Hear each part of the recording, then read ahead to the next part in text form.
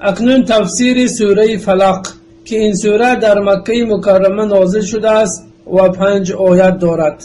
الله سبحانه و تعالی می فرماید: بسم الله الرحمن الرحیم قل اعوذ برب الفلق من شر ما خلق ومن شر غاسق إذا وقب ومن شر النفاثات في العقد ومن شر حاسد إذا حسد.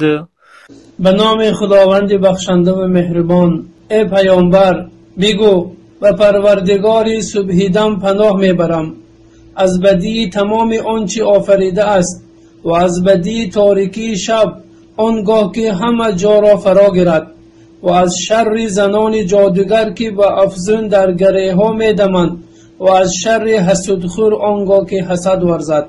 یعنی بگو پناه میبرم به پروردگار که دانه هسته و صبحیدم میشکافد.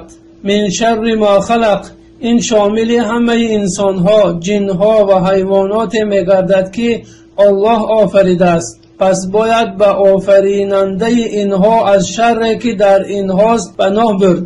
سپس به صورت ویژن خاص بیان کرد و فرمود: و من شر غاسق اذا وقب، و پناه میبرم به الله تعالی از شر که در شب هست وقتی که خواب مردم را فرو میپوشاند و بسیار از ارواح شرور و حیوانات آزاردهنده پخش و پراکنده میگردند.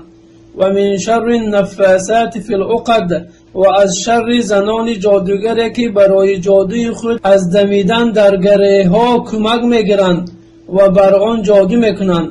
و من شر حاسد اذا حسد، حسودخور کسی است که زوال نعمت دیگران را میخواهد و حسودخور برای از بین بردن نعمت از دست دیگران میکوشد.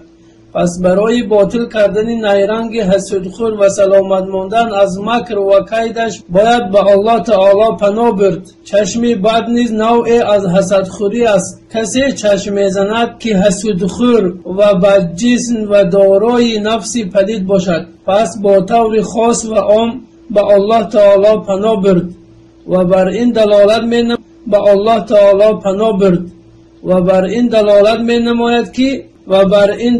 می نماید که جادو حقیقت دارد و از آن باید بترسید و از